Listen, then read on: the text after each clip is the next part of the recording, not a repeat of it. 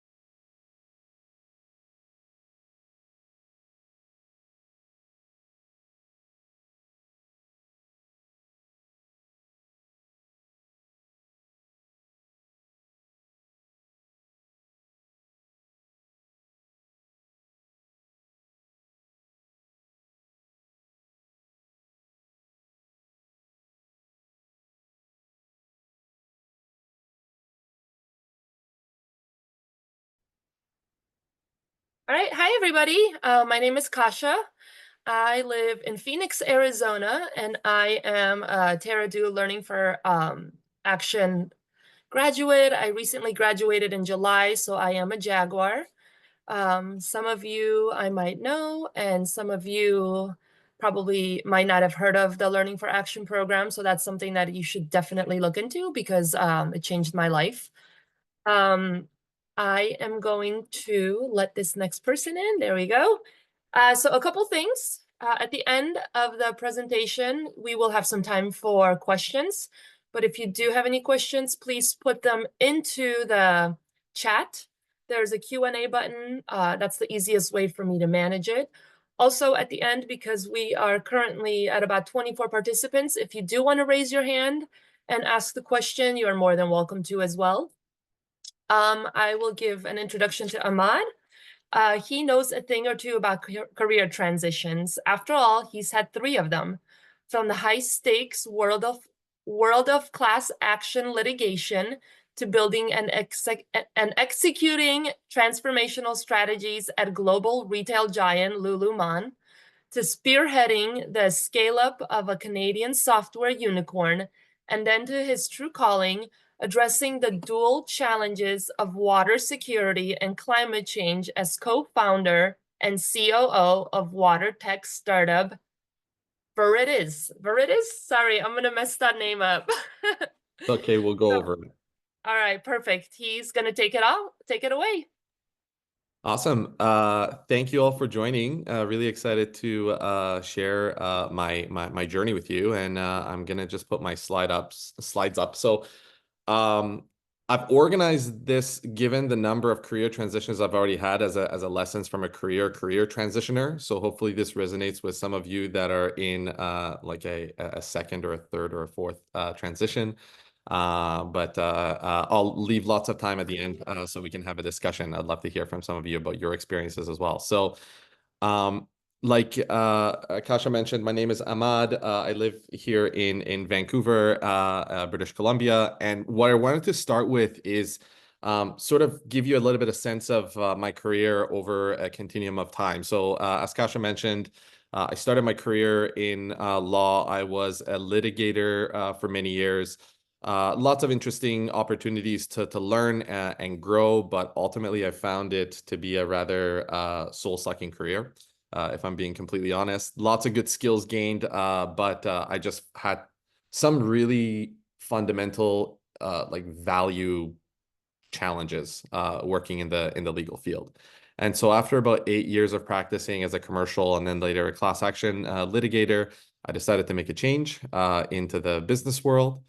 And I did that at a time where there was then a small company in Vancouver called Lululemon, and they were just going through one of their major sort of expansions, growth spurts into the international markets. And so I joined Lululemon originally as the director of global regulatory strategy, looking at sort of product compliance and new market entry.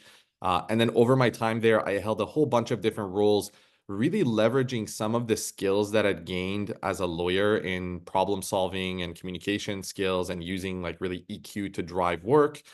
And then learning a lot about things like strategic planning and project management and people management. And so I spent about 8 years at Lululemon. And after I felt like time was right to move on, I shifted into the technology world. I joined a software scale up called GeoComply.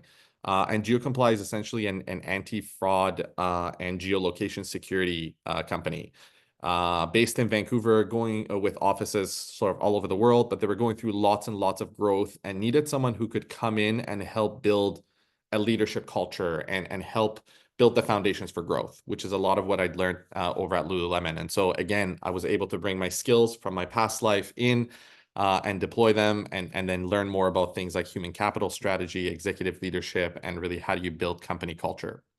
So all of that to say, like I've done this a couple of times. And so once you do it once, you get a lot better at taking risks and trying new things. Um, while I was at GeoComply, I found the work really interesting and the growth really exciting. But sort of similar to when I was a lawyer, I started to feel like I was really disconnected from my work. So GeoComply's primary target market was in the online sports betting and gambling industry, essentially providing geolocation security to confirm the digital identity or location of the individuals that are gambling online.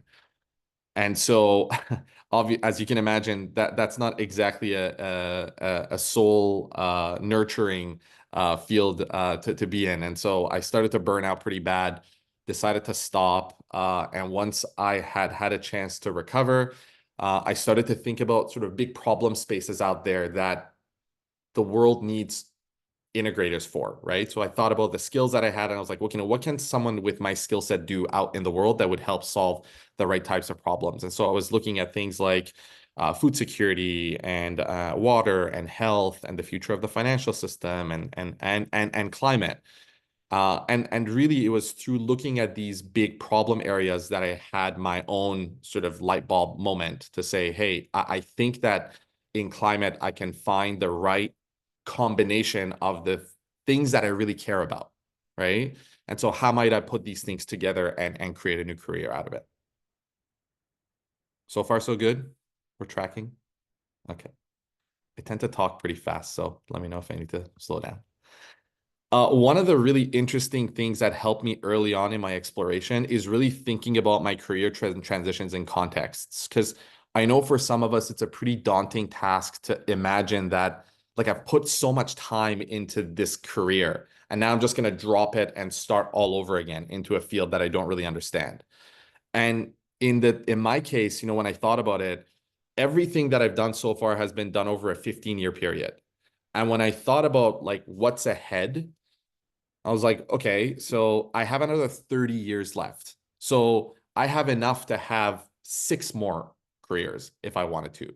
And I found that contextualization really helped me get away from this idea that like I'm a failure if I'm changing and starting new, right? If I'm learning new skills, if I'm starting at the bottom and working my way up. And so I hope that for any of you that are like feeling the anxiety of changing careers and taking steps, what seems like a step back, you can contextualize it in a similar way.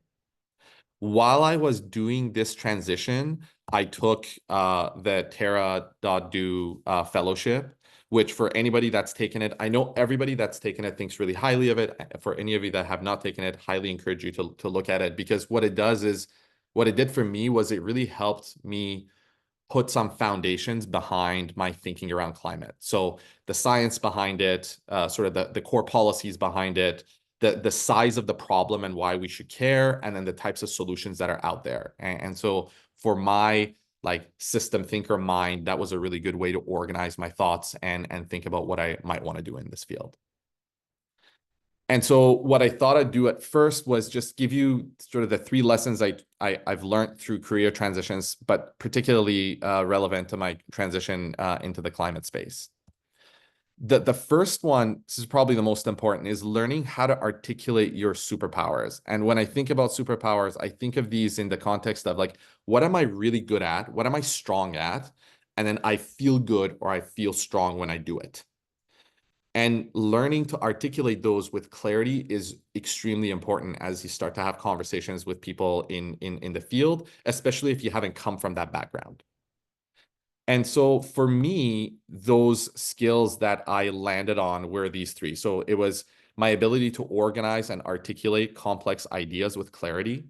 That really came from my legal training, taking large sets of facts and figuring out how to break it down into concise issues and be able to convey that. The second one was planning and executing complex projects. And really, what I was interested in is how do we build projects that bring new ideas to life? So how do we create things that do things that have never been done before? And what does a project around that look like? Because you're trying new things. And then the third thing that I'm deeply passionate about is building and motivating high-performing teams. So as I started to look for my transition, I started to talk to people about these skills and thinking about what might a person with these skills do in the climate field. That makes sense? Keep going. The second one was making your network work for you. And like I spent the first, well, I should be clear. After I left GeoComply, I took a full year off before I went back into the workforce. And that's a real luxury. Like not all of us have the ability to take that much space to think openly. I do think that it's a lot harder to think about what it is that you want to do next if you're already working a full-time job because you're like already like worked to the bone by the time you are at the end of the day when you're supposed to do your best thinking, right? And so for me, that time off was really, really helpful to think, but also to network. And so in my first 6 months, I started to talk with everybody I knew in my network that had any connection to the climate sector. And like I've shared a list of this was around the first 6 months, so around 40 people in a 6 month period. It was probably more like 50 or 60 of them, but some of them were like only peripheral. But the other part of it was like they were from all fields, so I wasn't necessarily focusing in on a specific field or area or solution space yet. I was just talking to anyone I knew in the sector. And so you can see, like, I was talking with everybody from like C-suite at big companies. I was talking to lots of people in startups, to a lot of like consultants. I was speaking with like my counselors at the district and our mayor, like literally anybody, people that worked in government, people that worked in nonprofit. I was just like, let me talk to these people about their experiences. And once I learned about their own experience, I would always ask them these three questions. Number one was, what do you see as the most pressing issue in your space? And that really helped me that opened the door for new thinking for me of like, someone that comes from this vantage point with this lens sees this as the biggest issue. And it's pretty amazing to see people in the same sector looking at issues so differently. And so that question always helped me like reorient and build more pieces of the puzzle and put it together. The second question I was asked was, what's a project that's sitting on the side of your desk and that you wish you had bandwidth and to focus time and energy on? What that oftentimes told me is like, these are the things that are important, but maybe not urgent to that person, but they need to get done. And it also helped me think about, is that the type of work that I could do? Because in a couple of instances, it opened the door for me to say, hey, well, like I have bandwidth and I actually have the skill to do that. Do you want me to help you with that? And it turned into a couple of interesting consulting projects that really helped me in my transition. And then the third question is, who else do you recommend that I speak to, and can you make an introduction? And the big thing with this one is, I think if you're looking to get a job, people become pretty prickly about this one. But if you're not looking to get a job, if you're literally looking to network and learn from people, I found that everybody in my network, at least, were very open to recommending. And in fact, in most cases, as soon as we started to talk, they would say, you know who you should talk to is like A and B and C. And so I would just follow up and say, hey, thanks for your time. Learned a lot. You mentioned these three people. Can you please make an introduction? And that would help me kind of get to the next person and the next person. And I'll come back to why this is important. Any questions or anything come up before we keep going? Okay. So then the third lesson is having an intentional strategy. Oh, I think is it Julie? Yeah, I just had a quick thought around your connecting with everybody. I love the idea. How did you frame it in that people are busy, they don't necessarily have time for just a coffee chat, like what's in it for me, or what do you need from me that I can provide? Like, how did you kind of frame those conversations? Yeah, Julie, it's a really good question. And so I think at first it was pretty scary.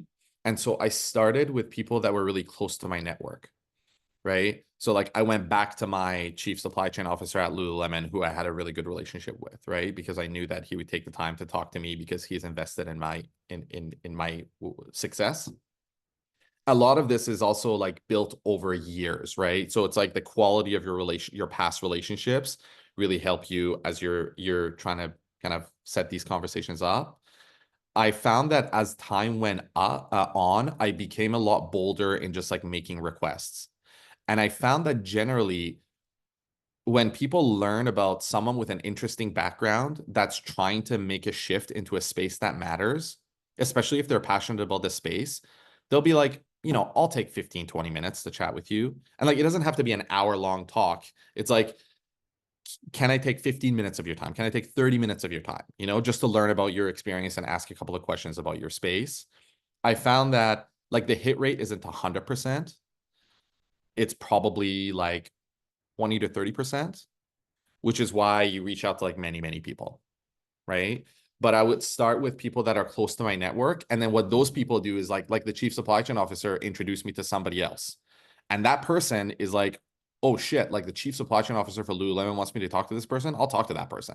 Right. So you end up just like riding the coattails of like more influential people to get to the next person, which is like a bit of a way to cheat the system. I found that worked relatively well. Is that helpful? Yeah, thanks. And I know there are, like Open Door Climate and other communities that are very supportive and willing to just, have conversations for people to learn about the space. Yeah, and that's the other thing is like there's just like like leveraging those communities, the networks, and just like chatting with people that are already in the space. The problem sometimes with transitioning is like we're all talking with other people that are also transitioning. And so it's just like a little bit of like a freaky situation. It's like the blind leading the blind, where we're all trying to go at the same time, right? But nobody really has the answer for what does the other side look like. So if you can find communities of like Terra, for example, has an alumni network, like being able to tap into the local alumni network, because all of those are people that have already transitioned into the climate sector, is really helpful. Thanks. Yeah. Okay, so just number three, intentional strategies and emerging opportunities. Like I think some of you are probably like familiar with this idea. I think it's from Good to Great, or maybe it's from How Will You Measure Your Life. But anyways, like always be intentional in what it is that you do, but don't make that stop you from things that might sideswipe you that are even better opportunities, right? So this is the way that I approach. This was kind of my like strategic approach to climate action. So I identified climate as a problem space. And then I was like, rather than being saying, okay, I should look at solar because I think that's important. I should look at DAC, direct air capture. I should look at agriculture. Like I just looked at everything at first. So think of many, many, many solution areas and then narrow down the solution areas. The framework I used for this was Project Drawdown, because I found that Drawdown was like a really nice way to synthesize all of the solution areas and by sector, by amount of impact that it produces, by the complexity to execute it, right? So what I did is I literally got the book. I think the physical is like much better than the digital version. And like I went through all of them and I tried to synthesize it into like a few sentences for myself of like, what is the solution area and how does it fit within like what I'm passionate about and how much of how big of an opportunity is to solve the problem. And that helped me kind of like narrow down into a few topics. And then I researched those topics. So to give you an example, like this was a little bit of what my intentional strategy looked like. I was like, okay, I think I'm interested in these four areas: energy, transportation, agriculture, and the built environment were like the areas that I was looking at. And what I found in doing my own assessment, like when I was reading drawdown solutions, is like there are core solutions and then there are enablers. And just like my nature is, I really were drawn to the enablers. So like not so like yes, solar needs to scale, but what needs to be in place for solar to scale? So like a lot of the work that I was doing, I was like I would go back into the ecosystem and so like okay, for this to happen, there has to be like these other things present, right? There has to be like material sourcing, there has to be manufacturing capabilities, there has to be logistics to like move these things around, they have to be installers, there have to be like maintenance people, there has to be recyclers of these things, like reverse logistics of that, like so I would like draw the whole picture of what that solution looks like. And what I found is like I was always drawn to the enablers. And so I would start to look at then solution areas into that. And so like to give you some examples is like, you know, in energy, I was looking at how do we drive adoption of decentralized solar in the developed world, right? So like on homes, and what does that look like? Well, that's a lot of like installers. It's a lot of like workers, like with their hands, like actually being able to go, right? And it's bringing down the cost. So through managing supply and demand. In transportation, I was really interested in EVs because my wife has been an employee of Tesla for like a decade. And I started to get some introductions through her to people in the battery space. And then I started to look at this idea of like battery recycling. And when you look at battery recycling, then you're like, well, battery recycling is great, but these batteries are like decentralized. They're like all over the world, like all over the US, let's say, right? How does the battery recycler get a hold of all of these end of life batteries? And so like you need a network that's more looking at reverse logistics. And so is that a software solution? Is that like coding? Is that, like a service? So a really interesting space for anyone that's interested. Ping me later. In agriculture, I got obsessed with like farmlands and the destruction of farmlands, as we do like monocropping and fertilizers and all this. And so there's like lots and lots of land that sits and it's just degraded. And so what does it look like to expedite the restoration of degraded farmland through microbiology? Like this is an incredibly interesting space. Oh, and in the built environment, like here, I was really looking at reducing friction points with inspecting and retrofitting homes. So in this case, I was working with like my own district to say, hey, like, how might we like streamline the process for inspecting homes? So you can already see like if you take some infrared imaging, satellite imaging, you can already see the hot pockets in our neighborhoods. So how might we send inspectors to inspect whole neighborhoods, whole blocks, instead of like every homeowner like booking an inspection, right? Because that's way more streamlined. And then if let's say the solution is heat pumps, well, like why doesn't the district just order 10,000 heat pumps at 30% of the cost rather than every homeowner buying at retail, right? Like so there's some really interesting ways to look at these issues. And so I started like coming out of the Terra program, I started to look at these problem spaces as like potential areas where I could either start my own thing or I could join companies or join other people that care about the same issues and can get after it. Um, and so I say have an intentional strategy, but embrace emerging opportunities because this is what actually happened, right? So actually, what happened was during the course of my meetings, like in late 2022, beginning of 2023, I met with one of my old friends, Sushant, who is the founder and CEO of a tech startup. They do kind of democratize decision making through an online platform. And he had been doing his own networking, and he said, "Hey, you should talk to Karen, who's the VP of partnerships at Terra Solutions, which does like recycling of textiles, which is kind of in your space." Pinged Karen, had a coffee with her, lovely discussion. She was like, "Let's stay in touch." She's since moved to like a really big Canadian investment firm, so she's been a close contact of mine for the past couple of years. But she also said, you know who you should speak to? You should speak to Neil Brenda. Like he is at Simon Fraser University and he's the executive director of the chemistry lab. And they're doing lots of work in like textiles and in like just like looking at all the problems with that sector. So if it's a sector that you want to keep involved with, then talk to Neil. Talk to Neil, great conversation. He's like trying to get me to go and work for him. I was like, I don't really know if I want to work for a university, all this.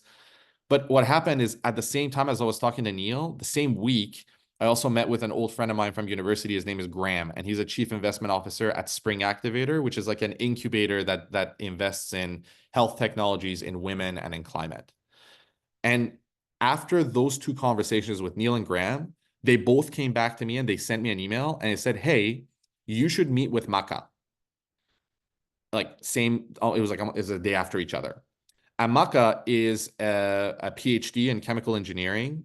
She is super smart and she's invented this technology that she's now trying to bring out of the lab, but she doesn't know anything about how to build a business. So she's looking for a business partner who understands how to like run projects that bring new ideas to life, who can help her articulate like the value proposition of her technology in a really clear way. Someone who can help her build a team. Like, can you do all that stuff? I was like, are you kidding? Like, those are literally my superpowers. Like, that is what I was put on this earth to do. So that is how my stint with Veritas actually came about. Is like I got introduced, we went for a coffee, and like immediately we were both like, holy shit, like there's such an alignment in our philosophies.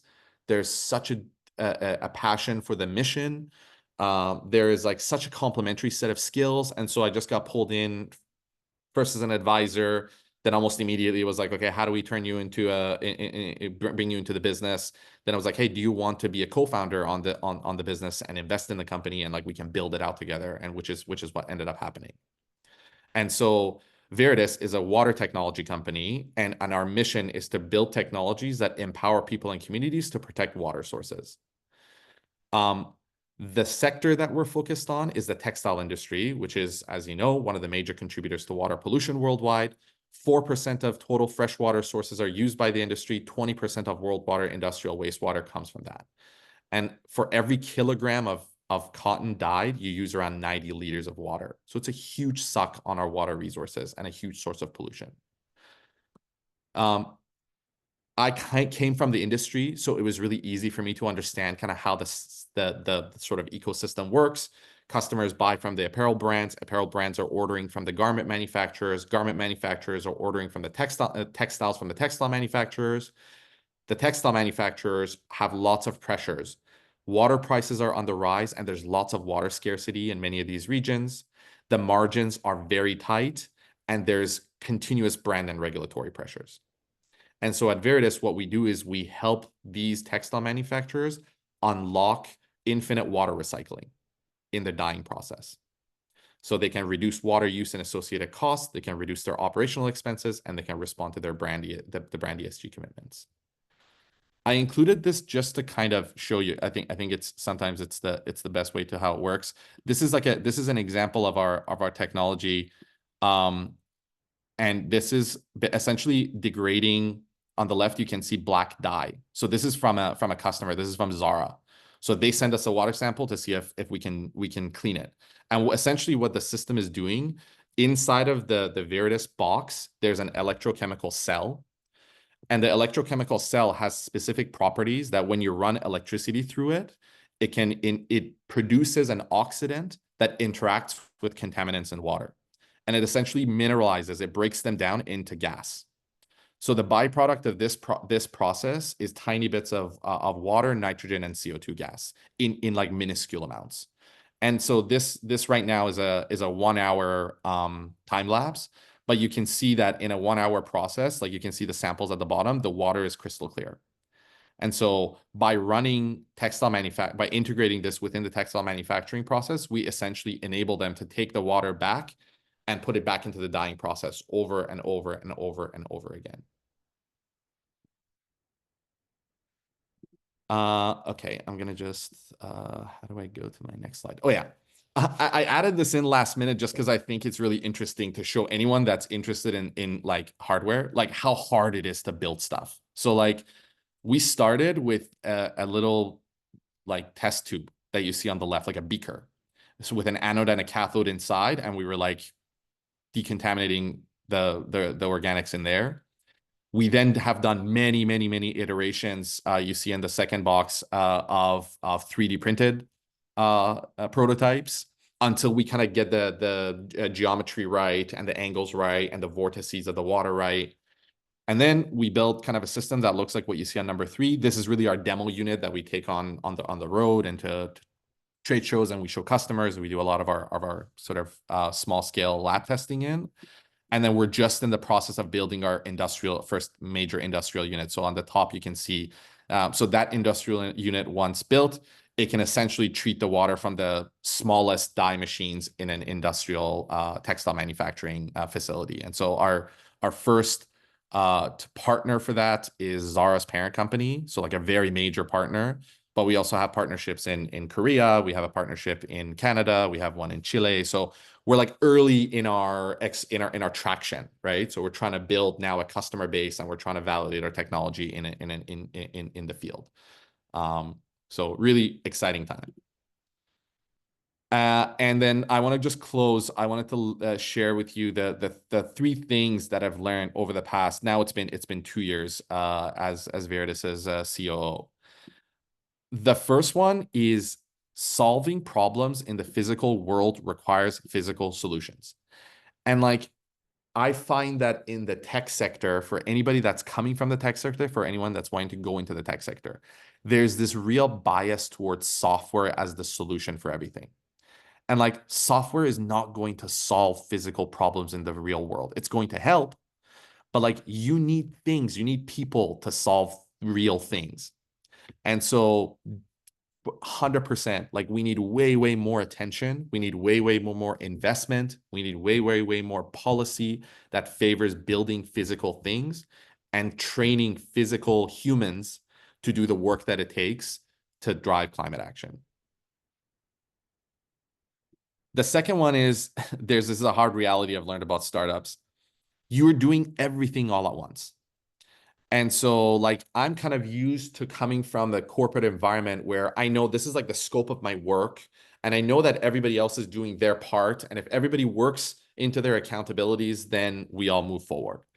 In a startup environment, and especially if you're a founder, like, you're doing the 4 T's are essentially technology, traction, team, and treasury. Treasury meaning finance. At Veritas, we're doing all 4 of these all the time. Like, in a single day, I'll have a client meeting in the morning, then I have 2 or 3 investor meetings. Then I'll have to like, we're always recruiting for co-op students. We're applying for grant. We're reaching out to new customers. Then like, we get an email from our legal team about a contract that might not go through. Like, it's everything. And so you have to have a tolerance to be able to do all the things at once. It's really not suitable for kind of like linear workers, linear thinkers that like, I just need my focus time. I'm like, this is my time to do A, B, C, D, E. It's like a really good for somebody who's like, I can shift from thing to thing, and I'm actually energized by the continuous change in my pace and in the nature of the work and in the risks that come with that. So if you are that person, then I would say startup is for you. And then the third one is, this is more of a personal reflection. Like, my impact is determined through the quality of my relationships. And this goes back to a little bit of what I was saying about like the way that I would do my outreach. Like, it's pretty incredible to reflect back and think about the fact that like, I worked so hard at all of these companies that I was a part of. Nobody remembers the work that I did. Everybody just remembers the way that you made them feel. So in almost all of these cases, like, people would open doors for me because they're like, that's a good human. Like, that's a human that deserves support. And it happens now in our life, going in our Veritas life, like moving forward, is like, our goal is to make sure that we make personal connections with the customers, with the investors, with the government people that we talk to, because we understand that is like, at the end of the day, they just care about like, are you a good person or are you a shitty human? Like, and if you're a good person, like, it's amazing the lengths that people will go to help you out. And so I think that's all I have, and we have lots of time. So I'm gonna stop sharing. I would love it if everybody that feels comfortable turning their video on, coming online now so that we can see each other's faces. and then let's have a conversation. There's one question, let's see, that came in from, I saw a question from Trixie Ann. If new technology to scale is hard, are there existing industries that have proven ability to scale new tech most effectively?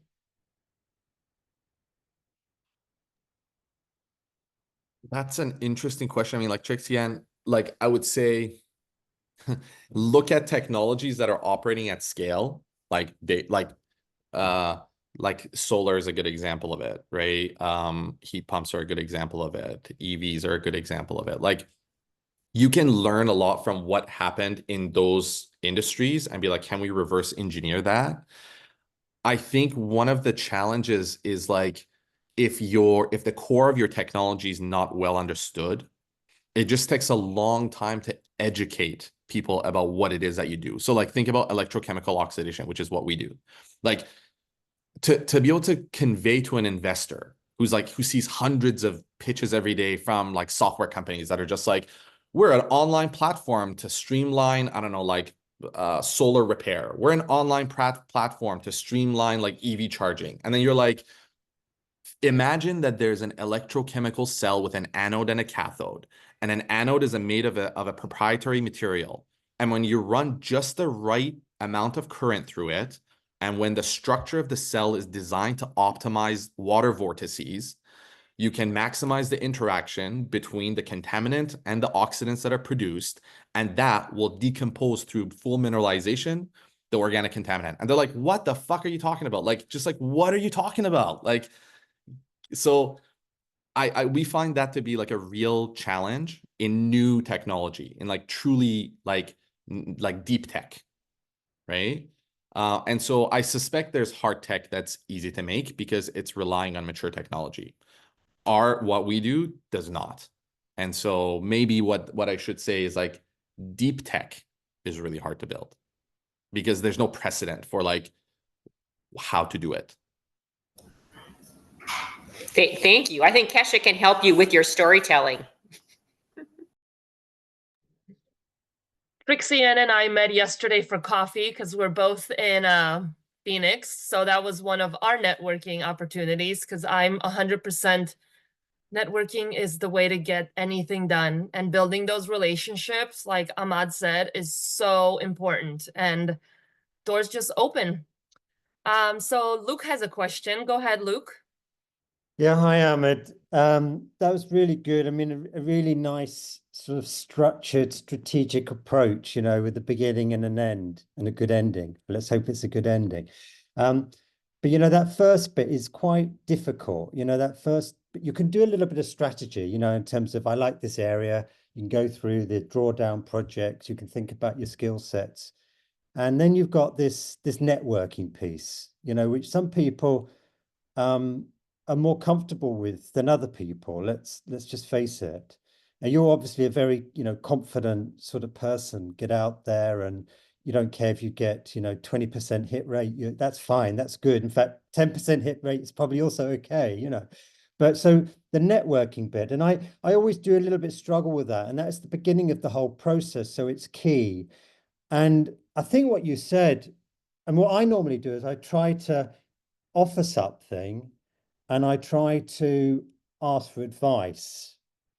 I mean, okay, and of course you don't get responses all the time. I think what you said was you identify the area and then you identify people in that area, and then you ask them, are you then asking them, how did you get into that area? Has that been your approach? Could you just go through that networking early stage bit, because that triggers everything?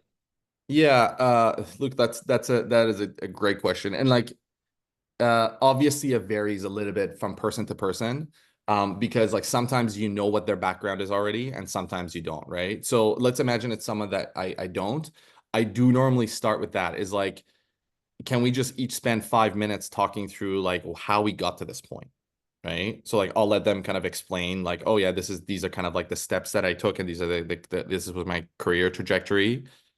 And I'll ask a couple of questions like, what was the most difficult, in this or that, right? Like just like engaging in a bit of that. And then I would share my story in as concise a way as I could in like 2 or 3 minutes of like, here's where I've come from, here's my skills. And so like, I'm really interested in your space, but like, what would you say, what would a person with my skill set do in your space? Like, do you see roles that are out there? Do you see like opportunities that are out there? Do you see problems that are out there that someone with this kind of skill set could solve? And they'll be like, yeah, I mean, like a little bit of what you're saying sounds like product management. So like, do you want to be a product manager? And then I'll be like, I don't know, like, do I? I'm like, well, But okay. are these people you know, or is this At first they cold were. calling? At first they were. Like in the first, like I would say in Okay. the first 2 or 3 months, mostly it was people that I knew, right? So like I like just literally through my LinkedIn profile, I talked to my like close friends. I was like, hey, listen, I'm going to be transitioning into the climate sector, but I'm not really like tied to any area. Do you know anyone that works in the space? And they were like, oh yeah, like my uncle is like retired from the city, or like, oh yeah, like a friend of mine is like on a like climate VC or whatever. And I'll just ask for an intro. But I found the people that were in my network were the easiest, like people that I'd worked with in the past, right? Were actually the easiest. So like the chief sustainability officer, or like, like someone who had worked at Lululemon, but before that they worked in somewhere in sustainability at like Nike, or like something like that, like those are oftentimes the easiest. And then they oftentimes know 2 or 3 other people, right? And so once they know what it is that your skills are, and like they know you, the human, they generally tend to introduce you to a couple of other people. And then you kick off that secondary of like, oh, tell me about your career and like how you got to this place, and like, what do you like about your job? What's the most difficult thing that you're facing? What are, like, get into your Q&A mode. That's super. Thanks. It is hard though, I'll say at first, but it's like a flywheel, really hard at first. And then once you get rolling, I was like, I just want to have 3 meetings a week. That's my goal, is like 30-minute meetings a week, every week. So the week before, I'll be like, do I have those? If not, who am I like hustling for a meeting? Right? Because quantity matters. It's not just like the quality of those, is like you need like high number of hits to get exposure to new things.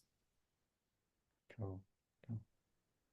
I think Sina or Sina. I'm sorry if I said your name wrong. Does that answer your question? It was kind of similar. She just wanted to know, like, if you don't have somebody in your immediate network, how would you establish those relationships, and how to find the right people to reach out to? Yeah, I mean, some of like the climate community stuff would probably be a good place to start.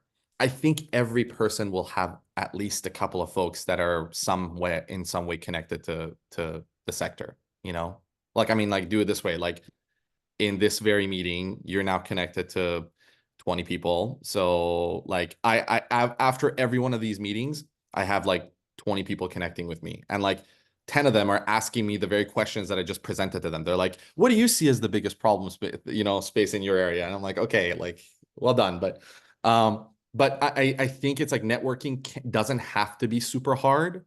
Like I will probably look up most of you just to be like, who are these people? Like, what have they worked on? Like, some of them might be interesting to just chat with. So like, don't be scared to just do that, and say, hey, like we met on this online thing. Like, would love to learn more about your experience.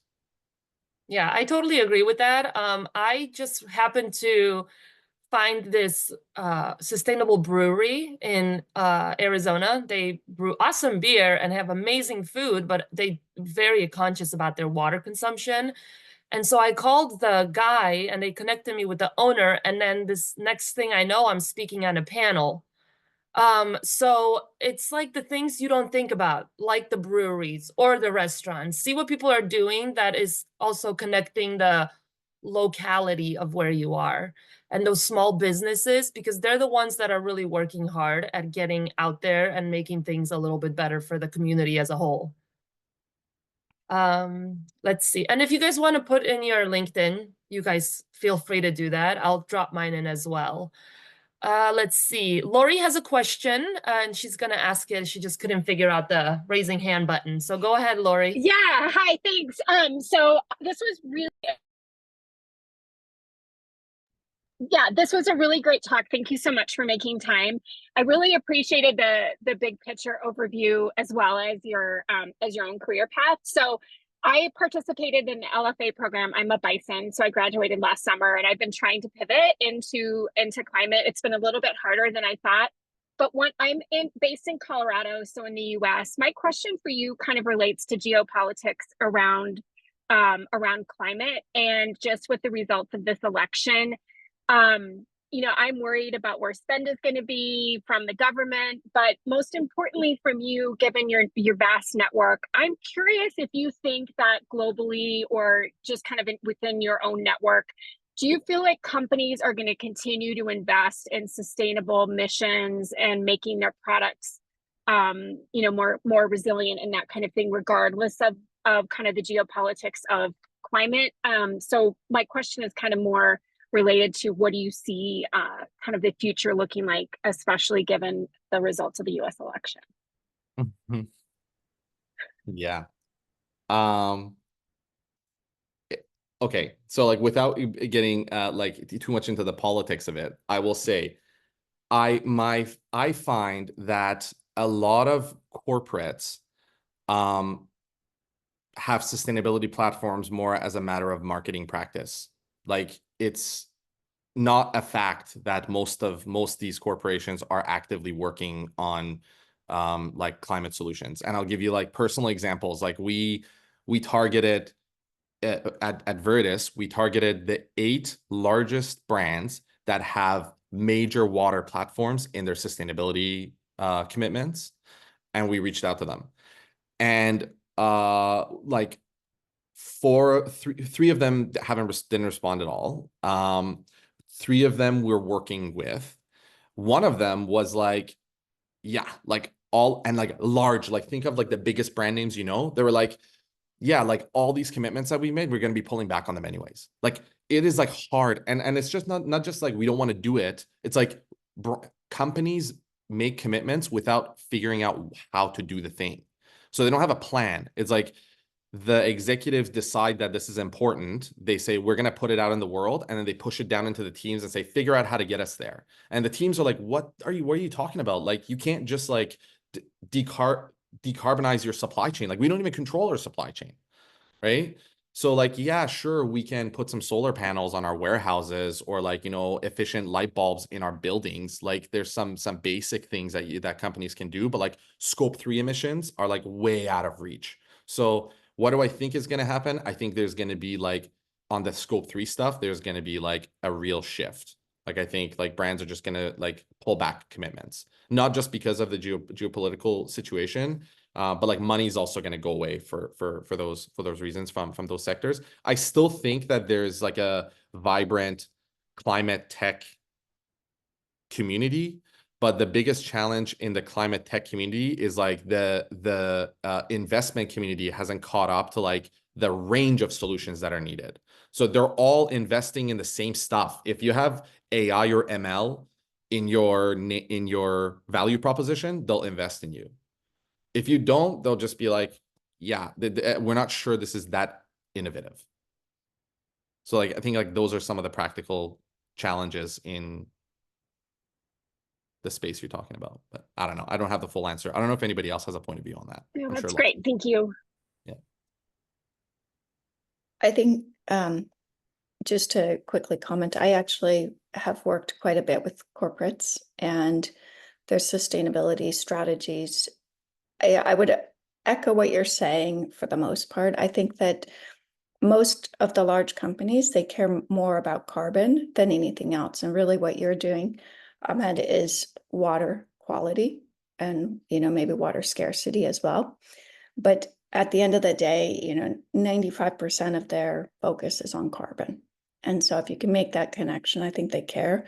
But I do agree with you that scope 3, I think, is a huge mess. And I think that companies, are trying to make it work, but at the end of the day, I think they are going to pull back. I would say it's probably more exactly what you said, the realities of the challenge more so than the geopolitics. Yeah. And like these companies aren't evil, but they're built to make profit. And this, like a lot of the sustainability work pulls back. It's like at odds, right? It's hard to figure out a way to do both of them in the short term. And especially the public companies are like, every quarter counts. And so I think these are some of the practical challenges. But yeah, totally, Julie, you're right. All right, there's another question from Trixie Ann for you. It says, in your hiring capacity, how do you assess candidates' suitability and match to the sector? Yeah, I mean, we're really small still. We're 7 people. And so we don't hire like that regularly. We hire a lot of co-op students. We primarily hire for like into our values. So like we ask lots of behavior-based questions to figure out are these people the right like humans to be involved with us? Almost everybody that applies sees a pretty detailed overview of what the company does, and they can review the website. And so they come in generally saying, I'm interested in doing water work. But we look a lot at things like, how are these, is this person going to have high degree of integrity? Are they going to thrive in a truly inclusive culture where we are all bringing the fullest expression of ourselves to work? Do they fundamentally believe that we do better when we work as a team? And are they willing to push the status quo and redefine what's possible? Like those are the values through which we hire. And so we ask lots of like pointed qualitative questions to be like, is this person the type of person that will push the limits? Is this person the type of person that would create inclusion, like foster inclusion? And so that helps oftentimes more. Obviously, core skill set. So you're hiring a mechanical engineer, you need them to demonstrate the ability to do the thing. And so sometimes we'll get them to do like little job auditions. We'll say, hey, we're trying to build this valve, like spend no more than 30 minutes, design it, send it to us, just so we get a sense of your kind of technical capabilities. But yeah. Perfect. Thank you so much. All right, there's one more question in chat for now. It's regarding the resources you've used. Besides Project Drawdown, what other resources have you used to get the technical knowledge to transition to working in climate space? I used the first book that I read when I was doing the transition was Values by Mark Carney. And that one is like kind of about, it's very bulky. I wouldn't recommend that you read all of it, but like the fundamentals of it is like the fact that what we value and how we value valuation, right, has to match for disruption to happen. And then it applies that principle to health, finance, and climate. So I read like the initial piece of it on like value systems, and I read the climate piece, and I skipped I started to read the financial stuff. I was like, the financial sector is not for me. So that was good. Those sections were good. I would say Terra definitely was like my foundation. Like if you haven't taken it, like take it, because it teaches you all the science, the statistics, like the projections, the forecasting, right? And overview of all the solution areas. It's a little lighter on all the solution areas. It covers kind of the major ones, but it gives you the foundational science, which I think you need to know in order to be able to work in climate. And then as I got into water, it was a lot of what my business partner was like, read this, read this, read this. But it's a lot of kind of more technical articles. And then there's obviously oh my gosh, what's the name of the Cli-Fi book? Ministry for the Future is just, I don't know. It's not so much for there is lots of climate knowledge stuff in there, but I just found that a very moving book for anybody that hasn't read it. I'm going to throw in one more book because I just started reading it. It's the Carbon Almanac. It's awesome. It's got a ton of information in it, and it's just, yeah, it's amazing. It's just basically information that you can use and pull from.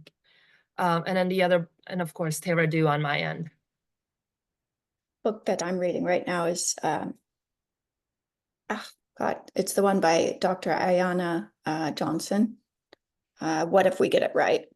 Oh, yes. Quite pretty. It's quite nice. Perfect. All right. Are there any other questions? We have a few more minutes to wrap up. All Yeah, right. I could ask Ahmed a difficult one. Go ahead Since, and. yeah, no, your thoughts on donut economics.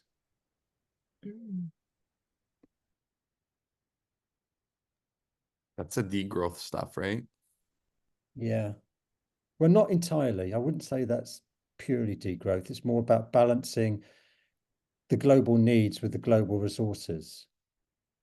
And if you extend beyond what the climate, what the planet can support, then you're not living within your means. That's really trying to balance the global needs with global resources. But if you're not too sure about it, don't. Well, I Yeah. mean, what do you think about it? What I'm a bit worried about is that the way we sort of run our businesses in a pure growth way, in a profit way, still seems to be the metric that people work towards. And getting people to switch, as much as they talk about planet and people, is, I think, quite a difficult transition for people to make. So I think it says a lot of, I think, very valid, reasonable things, but I don't see that many big companies set up to deliver against that, and therefore it's unlikely to get traction is a concern, when I think actually it says a lot of very sensible things. Yeah. Anybody have a different point of view on that? I think, and I'm not quite sure how to articulate this, but like, so the developing or developed world, so industrialized countries, we're facing population sort of the shift in to the aging society. So we are getting, you know, Stagnated. less children, and the population has a different demographics. And so I think there's going to be an inevitable shift that we have to make in terms of how we thought about what the growth means. It might take a long time, but I'm originally from Japan, and I'm thinking of, like their population is shrinking and people are working longer. People that make less money, but they seem to be happy. The societies in general it seems to be fine. I think they have to figure out how to support future generations. So I don't know what the answer is, but I think similar things are happening in other industrialized countries, right? So, and I don't know if that answers your question, but I Yeah. think some kind of shift seems inevitable. Teradu has a module on like equity. And I think like there's a piece of this also about like it's not just that there's over consumption of resources, it's that it's also inequitable across regions and over time horizons, right? So I agree that it's one of those complex challenges. I don't think that companies are going to solve this problem in the absence of some other force, whether it comes from consumers or whether it's if it comes from policymakers. And I think the problem with consumers is like it's just like the forces of like social media and like just like consumerism and capitalism are like so strong on consumers, and the lobbying efforts on governments are so heavy as well. So you're kind of facing this like weird world where in theory I think the principles of donut economics that Luke you're referring to make sense, but I agree that in practice, like I don't see a really practical way to like disrupt the whole system. I think it's like incremental solutions in many areas. You need like millions of incremental solutions to move us forward. And the big question is like, is that enough? Like, will a million incremental solutions be enough to like reach the point of drawdown? And if not, then what do we do on the other side of it, right? Because you have to then deal with like the extreme results of it. What a way to end. It's like we had all this Yeah. uplifting conversation, and then we're Yeah, it's all gonna perfect. be okay. Thank you so much for everybody for all the awesome questions. And please find each other on LinkedIn. And we will see you next time. Thank you, Ahmad. Thank you, everybody, for your time. Thank you Really so great to meet much. you all. Bye. It's helpful.